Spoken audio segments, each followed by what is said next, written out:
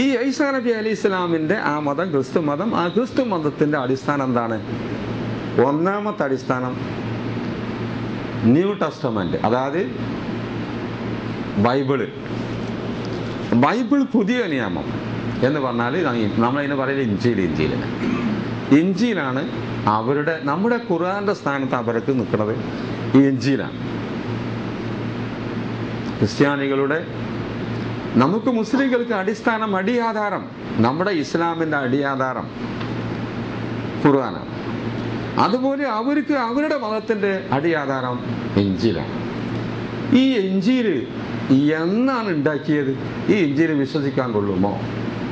ഒരു ഇഞ്ചീല് പറഞ്ഞത് അള്ളാഹുവിൻ്റെ നിയമം തന്നെ എന്ന് ഉറപ്പിക്കാൻ നമുക്ക് വല്ല മാർഗവുമുണ്ടോ എന്നാണ് ചിന്തിക്കുന്നത്.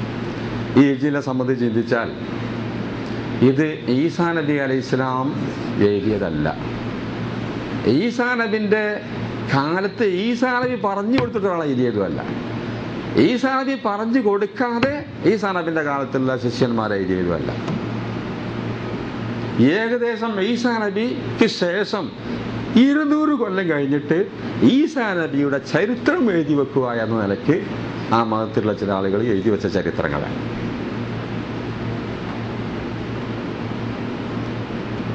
അപ്പോൾ അതിന് നമ്മൾ ഉദാഹരണം പറയാച്ചാൽ, നമ്മളെ ഹദീസ് എന്ന് പറയുന്ന ഒരുപാട് വകുപ്പുണ്ട്. ഹദീസ് ഇപ്പം ഞാൻ നേരത്തെ പറഞ്ഞല്ലോ, ഹദീസ് 25 ഉസ്താദന്മാരാണുള്ളത്. അത് സഹിയ ഹദീസാകുള്ളൂ. ആ 25 ആൾ വിശ്വസ്തന്മാരാകുമ്പോൾ എന്തെങ്കിലും സഹിയ ഹദീസാകുള്ളൂ. ഈ ഇഞ്ചീലിൻ്റെ അവസ്ഥ, ഈസാ നബി ആ ഇഞ്ചീൽ അറിയാനല്ല. ഈ ഇഞ്ചീൽ ഈസാ നബി അറിയില്ല. ശേഷം 200 കൊല്ലം കഴിഞ്ഞിട്ട് ആരോ എഴുതി വെച്ചു എന്ന് ഞാൻ പറഞ്ഞോട്ട് അർത്ഥമുണ്ട്. ഇന്നാളെ എഴുതി വെച്ചതാണ് ആ ചരിത്രം. അയാൾക്ക് ആ ചരിത്രം ഇന്നാൾ പറഞ്ഞു കൊടുത്തതാണ്. അയാൾക്ക് ഈ ചരിത്രം ഇന്നാൾ പറഞ്ഞു കൊടുത്ത 200 കൊല്ലം കഴിയുമ്പോൾ ഏകദേശം യേശുവിൻ്റെയും എഴുതുന്ന ആളുടെ ഇടയിൽ നന്ന ചുരുങ്ങിയത് 4-5 ആളുകൾ വരലുണ്ട്. ഈ 4-5 ആളുകൾ ആരാണ് അവരുടെ പേര് തന്നെ കിട്ടൂല. ഞാൻ ഇപ്പോൾ പറഞ്ഞല്ലോ, ഈ ഹദീസ് നബിയിൽ നിന്ന് കേട്ട് ഒന്ന് ഉമർ റളിയല്ലാഹു അൻഹു കേട്ടു, പിന്നെ അബൂ ഹുറൈറ കേട്ടു, പിന്നെ ഇന്ന ആൾ കേട്ടു എന്ന് പറഞ്ഞ മാതിരി യേശുവിൽ നിന്ന് കേട്ട ആൾ ആരാണ്? ലാസ്റ്റിലാവും. അപ്പൊ ഈ 3-4 ആള് ആരാന്ന് തന്നെ ഉറപ്പിക്കാൻ നിവൃത്തിയില്ല. അപ്പൊ നമ്മുടെ ഹദീസ് കൊണ്ട് പറയാച്ചാല് റിപ്പോർട്ടർമാർ അറിയപ്പെടാത്ത വാർത്തകൾ ഹദീസുകൾ തള്ളപ്പെടുമ്പോൾ സ്വീകരിക്കൂല. അപ്പൊ നമ്മളെ മദ്ഹബ് അനുസരിച്ച്, നമ്മുടെ ഇസ്ലാമിലുള്ള നിയമം അനുസരിച്ച് റിപ്പോർട്ടർമാർ അറിയപ്പെട്ടില്ലെങ്കിൽ അത് കടലിലേക്ക് തള്ളുക എന്നല്ലാതെ അംഗീകരിക്കില്ല. അപ്പൊ മജ്ഹൂലുർ റാവിയായ ഒരു ഹദീസിന്റെ സ്ഥാനം ഈ ബൈബിളിനുള്ളൂ. അതേ അവസ്ഥയാണ് തൗറാത്തിനുമുള്ളത്. മൂസാ നബി അലൈഹി ഇസ്ലാമിൻ്റെ ജൂതന്മാരുടെ അടിയാധാരമാകുന്ന തൗറാത്ത്, ഓൾഡ് ടെസ്റ്റമെന്റ്, പഴയ നിയമം എന്ന് പറഞ്ഞതിനും അതേ അവസ്ഥയാണുള്ളത്. നമ്മൾ വിചാരിക്കും അത് ഖുർആന്റെ മാതിരി തന്നെ. ഖുർആന്റെ മാതിരി അല്ല. അതിലൊരുപാട് തെളിവുകൾ നമുക്ക് അതിൽ നിന്ന് തന്നെ എടുത്ത് ഉദ്ധരിക്കാൻ കഴിയും. ഉദാഹരണമായി ഇഞ്ചീൽ കാര്യമായിട്ട് പറഞ്ഞാൽ എന്താ? ഇഞ്ചീൽ കാര്യമായിട്ട് യേശുവിനെ കുരിശിലേറ്റ കഥയാണ് പറഞ്ഞത്. 4 ഇഞ്ചീലാണുള്ളത്. 4 ഇഞ്ചീലിലും യേശുവിനെ കുരിശിലേറ്റ് ജൂതന്മാർ കൊന്ന കഥ ഇത് മാത്രമാണ് പറഞ്ഞത്. അപ്പോൾ ഇത് കുരിശിലേറ്റ് കൊന്ന കഥ യേശുവിൻ്റെ ജീവിതകാലത്ത് പറയില്ലല്ലോ. ഏത് ഇഞ്ചിയിൽ നോക്കുകയാണെങ്കിലും യേശുവിനെ നിർത്താനായിക്കണോ? സമയം പോകുക എന്ത് ചെയ്യും? ബാക്കിയൊന്നും കിട്ടണോ? ഒന്ന് ഒരു വായിച്ചാൽ ഉദാഹരണമായിട്ടൊന്ന് വായിച്ച നമ്മളെ ഈ ഇതിൻ്റെ കോല എങ്ങനെയാന്നുള്ളത്.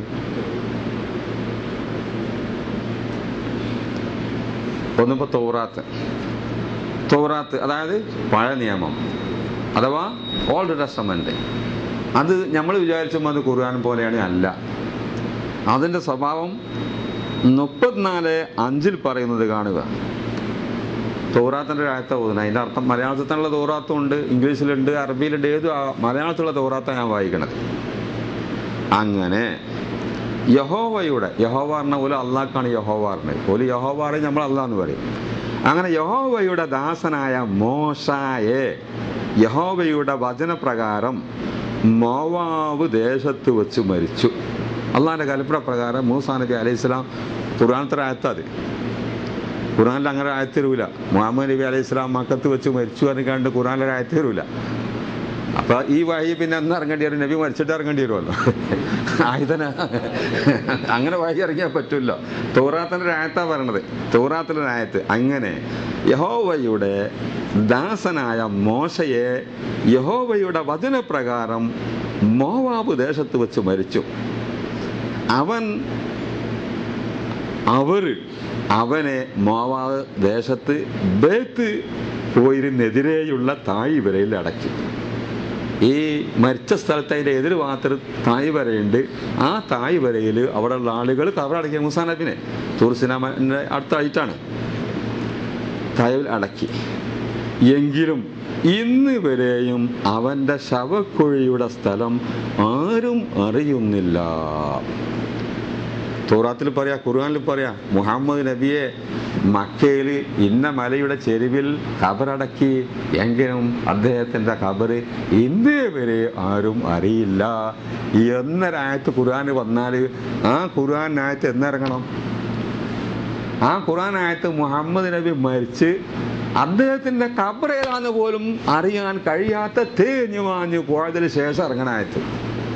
അപ്പൊ ഈ ബൈബിള്, ഈ തൗറാത്ത് മൂസാ നബി അലൈഹി സ്വലാമിൻ്റെ ഖബർ പോലും തേഞ്ഞ് ഏത് മൂസാ നബി എന്ന് പറഞ്ഞാൽ ഉലുൽ അസ്മിൽപ്പെട്ട ഒരു പ്രവാചകനാണ്.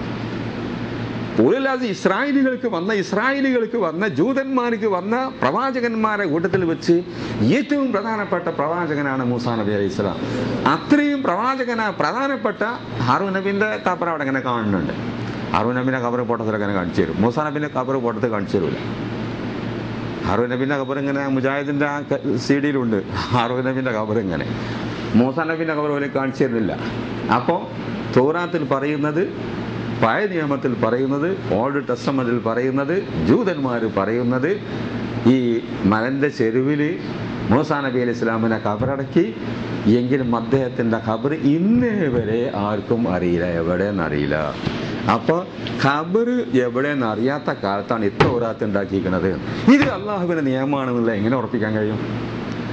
അപ്പോൾ ഏകദേശം അവരിൽപ്പെട്ട പണ്ഡിതന്മാർ തന്നെ മൂസാ നബി അലൈഹി സ്വലാം വഫാത്തായതിൻ്റെ ശേഷം 600 കൊല്ലം കഴിഞ്ഞിട്ട് എഴുതിയതാണ് ഈ തൗറാത്ത് എന്ന് അവരെന്നെ പറയുന്നത്. അവർക്ക് വാദല്ല, ഈ തൗറാത്ത് മൂസാ നബി അറിയുമെന്ന് അവർക്ക് വാദിക്കാൻ കഴിയില്ല. ആ തൗറാത്ത് തന്നെ ഉള്ളതാണ്. അപ്പോൾ 600 കൊല്ലം കഴിഞ്ഞിട്ട് എഴുതുമ്പോൾ ഏകദേശം 10 റിപ്പോർട്ടർമാർ അവിടെ വേണം. ഈ 10 റിപ്പോർട്ടർമാരിൽ ആരുടെ പേരും അവർക്ക് പറയാൻ കഴിയില്ല. അതുകൊണ്ട് ഇത് യഥാർത്ഥ തൗറാത്ത് തന്നെയാണോ, മൂസാ നബിയുടെ തൗറാത്ത് തന്നെയാണോ, സൗദി അറേബ്യയുടെ ബൈലോ തന്നെയാണോ, ഉറപ്പിക്കാൻ നിവൃത്തിയില്ലാത്ത ഐതിഹ്യങ്ങളും പുരാണങ്ങളും സ്വീകരിച്ചു പോയാൽ അപ്പുറത്ത് ചെല്ലുമ്പോൾ നേരെ മറിച്ചാവും. അത് ചിലപ്പോൾ കൊക്കിന് വച്ചത് വേറൊന്നിനു കൊള്ളും. അത് യഥാർത്ഥത്തിൽ അള്ളാഹുവിൻ്റെ നിയമമായിക്കൊള്ളുന്നില്ല. ഖുർആൻ ഹദീസ് അത് അള്ളാഹുവിൻ്റെ നിയമം തന്നെയാണ് എന്നുള്ളത് സംശയിക്കാൻ ഒരവകാശവുമില്ല. കണ്ടോ, ഇന്ന് വരെയും അവൻ്റെ ശവക്കുഴിയുടെ സ്ഥലം ആരും അറിയുന്നില്ല. മോശ മരിക്കുമ്പോൾ അവന് 120 വയസ്സായിരുന്നു. 120 വയസ്സിലാണ് മൂസായി മരിച്ചത്. അവിടെ വെച്ചാണ് മരിച്ചത്. ഖബർ ആർക്കും അറിയില്ല എന്ന് ഏതാണ് മൂസാ നബിൻ്റെ ഖുർആനിൽ പറയാം. എവിടെ? ആവർത്തന പുസ്തകം. തൗറാത്തിൻ്റെ 1-ാമത്തെ സൂറത്താണ് അൽ-ബഖറ എന്ന് പറഞ്ഞ മാതിരി. നമ്മൾ അൽ-ബഖറ എന്ന് പറഞ്ഞ മാതിരി തൗറാത്തിലെ 1-ാമത്തെ സൂറത്താണ് ആവർത്തന പുസ്തകം. ഈ ആവർത്തന പുസ്തകം 34:5 ആണ് ഇത് പറയുന്നത്. അങ്ങനെ ഒരുപാട് ഉദാഹരണങ്ങൾ. ഇത്ര തെളിയിക്കേണ്ട ആവശ്യമില്ല, കാരണം അവർക്ക് മറ്റൊരു ഉദാഹരണം, യഹോവ മൂസയെ നിയോഗിച്ചയച്ച വേറെ ആയത്ത, തൗറാത്തിലുള്ള വേറെ ആയത്തൊക്കെ വായിച്ചില്ലേ? തൗറാത്തിൻ്റെ വേറെ ആയത്ത്, യഹോവ മൂസയെ നിയോഗിച്ചയച്ച സകല അത്ഭുതങ്ങളും എല്ലാ ഇസ്രായേലിയരും കാണെ മോശ പ്രവർത്തിച്ച ഭയങ്കര കാര്യമൊക്കെയും വിചാരിച്ചാൽ യഹോവ അഭിമുഖമായി അറിഞ്ഞ മോശയെപ്പോലെ ഒരു പ്രവാചകൻ ഇസ്രായേലിൽ പിന്നെ ഉണ്ടായിട്ടില്ല. ആവർത്തന പുസ്തകം 34:11. മൂസയെ സംബന്ധിച്ച് ശരിക്കും പഠിച്ചാൽ പിന്നെ മൂസയെ പോലൊക്കെ ഒരു പ്രവാചകൻ പിന്നെ ഇസ്രായേൽ ഉണ്ടായിട്ടില്ല. ഇതെന്നാ പറയാ? മൂസാ നബി ജീവിച്ചിരിക്കുന്ന ആൾക്കാർക്ക് പറയാൻ പറ്റുമല്ലോ. മൂസാ നബിനെ ശരിക്കും മനസ്സിലാക്കുകയാണെങ്കിൽ ബനി ഇസ്രായേലിൽ പിന്നെ മൂസയെ പോലൊക്കെ ഒരു പ്രവാചകൻ പിന്നെ വന്നിട്ടില്ല.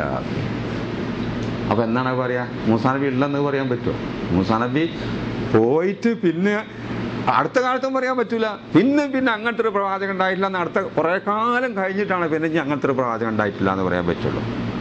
ഒരുപാട് കാലം കഴിഞ്ഞിട്ടാണ് അത് പറയാൻ പറ്റുള്ളൂ. അപ്പോൾ അത് ഏകദേശം 600 കൊല്ലം കഴിഞ്ഞതിന് ശേഷമാണ് ഇന്ന് നിലവിലുള്ള ഓൾഡ് ടെസ്റ്റമെന്റ് അഥവാ